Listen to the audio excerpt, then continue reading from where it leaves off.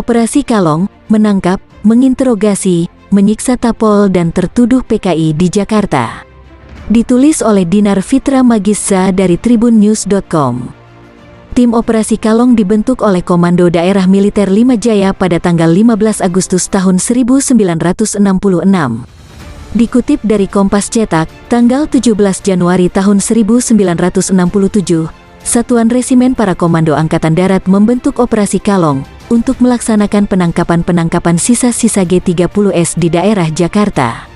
Kompas menyebut, Operasi Kalong dibentuk pada tanggal 15 Agustus tahun 1966. Sementara peneliti sejarah, Julius Pohr menyebut, Operasi Kalong dibentuk pada tanggal 16 Agustus tahun 1966.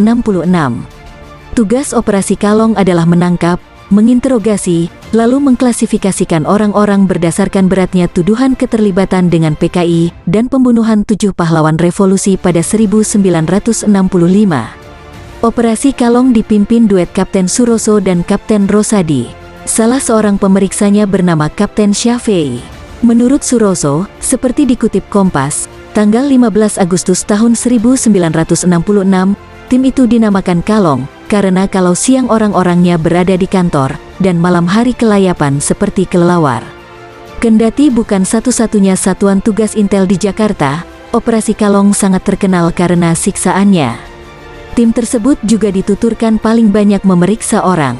Selain Operasi Kalong, terdapat lagi Satuan Intelijen di daerah Kebayoran Lama Jakarta. Satuan militer tersebut dipimpin oleh Cecep di bekas kantor studio film Invico. Kemudian terdapat satuan lain yaitu Satuan Tugas Intel Tanah Abang di bawah pimpinan Mayor Endang Surawan. Satgas Tanah Abang ini bermarkas di gedung eks kantor berita Cina Xinhua. Selanjutnya, terdapat satuan intelijen lain yaitu Satgas Intel Kramat 5 yang terletak di bekas kampus Universitas Rakyat. Pekerjaan penangkapan, interogasi, dan penyiksaan dilakukan aparat negara, terutama militer, di semua level, baik pusat maupun daerah. Dilaporkan bahwa tak ada tentangan dari para penyelenggara negara lainnya, seperti parlemen dan kekuasaan peradilan. Seorang mantan tahanan politik, Syaiful mengisahkan pengalamannya di rumah di Jalan Sahari, Jakarta tersebut. Kondisi rumah itu masih sama seperti dulu.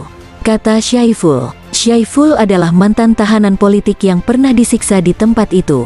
Sebelum menjadi markas Operasi Kalong pada 1966, berdasarkan keterangan Syaiful, rumah itu tadinya kantor Persatuan Tukang Becak.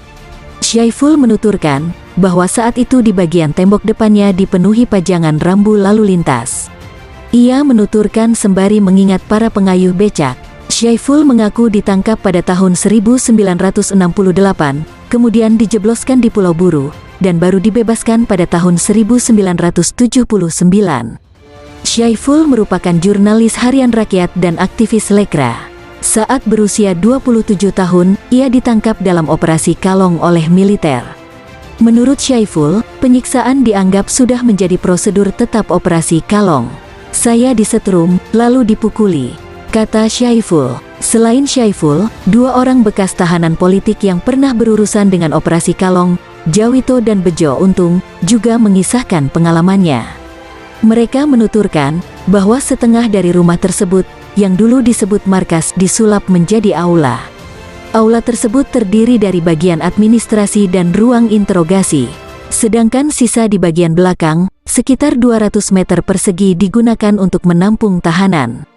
Kedua saksi tersebut merupakan warga Pemalang, Jawa Tengah.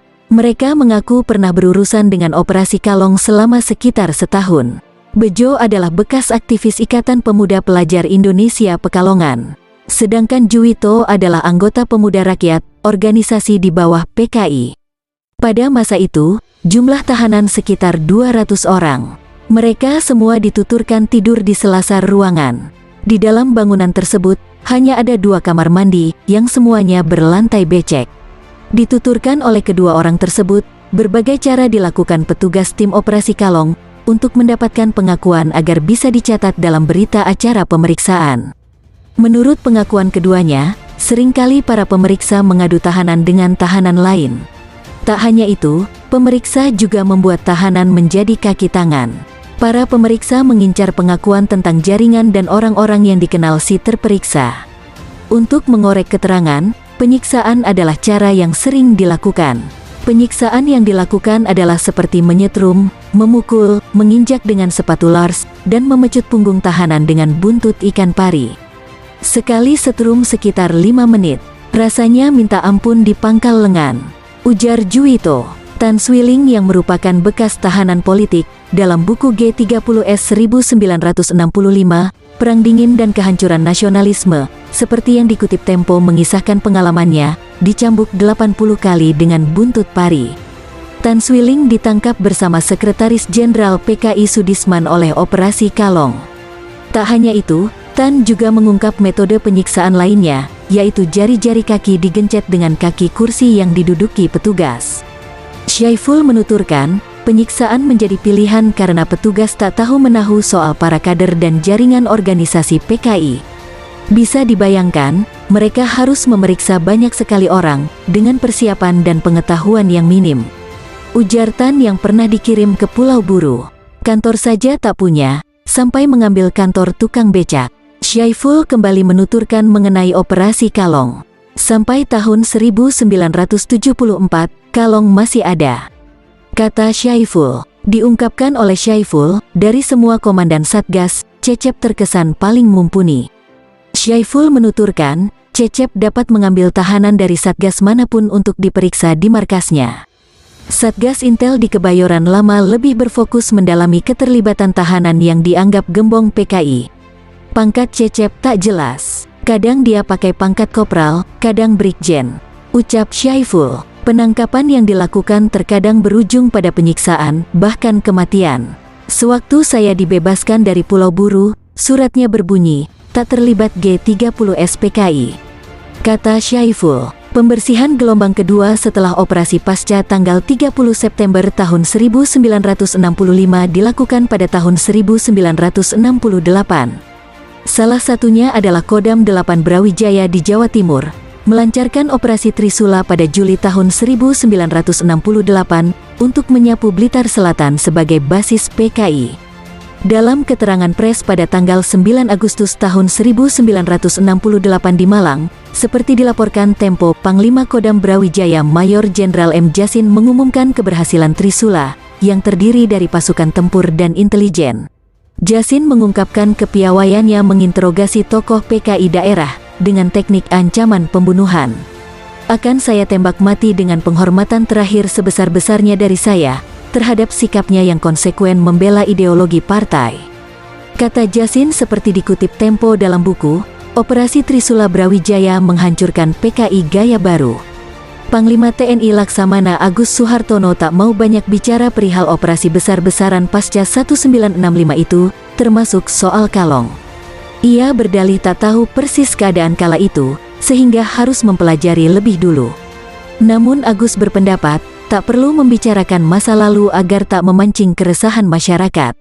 Sudahlah, yang sudah berlalu sudahlah. Itu bagian dari sejarah kita.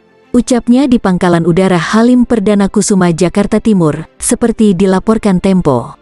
Mari kita melangkah ke depan dengan lebih baik, kata Agus. Komisi Nasional Hak Asasi Manusia sempat mengungkapkan, terdapat peran Komando Operasi Pemulihan Keamanan dan Ketertiban, atau Kopkamtib, dalam mengusut pelaku peristiwa gerakan tanggal 30 September tahun 1965. Instruksi pengamanan tersebut dibuat oleh Presiden Soekarno, yang kemudian dilembagakan menjadi Kopkamtib oleh Panglima Pertama Mayor Jenderal Soeharto. Tercatat, Kopkamtib melakukan kejahatan kemanusiaan, seperti pembunuhan, pemusnahan, perbudakan, pengusiran, perampasan kemerdekaan, penyiksaan, pemerkosaan, penganiayaan dan penculikan. Sekitar 3 juta orang dilaporkan tewas, lantaran dituding sebagai anggota atau simpatisan PKI. Kopkamtib yang paling bertanggung jawab atas pelanggaran HAM berat tersebut, kata Ketua Tim Penyelidik Kasus 1965 yang juga anggota Komnas HAM, Nurholis, seperti dilaporkan Tempo. Lembaga militer Kopkamtib terus berlanjut saat Soeharto menjadi presiden. Kerja Kopkamtib terstruktur dari pusat sampai daerah. Tugasnya mengidentifikasi, menangkap, dan menahan. Dari begitu banyak orang yang ditahan, hanya beberapa orang yang diadili. Namun demikian, Komnas HAM tak memiliki dokumen otentik, semisal surat perintah operasi yang spesifik. Keterangan kami peroleh dari para mantan tahanan politik, ujar Nurholis. Para korban biasanya hanya mendapatkan surat pembebasan dari penjara atau pengasingan, namun tak pernah ada surat penahanan.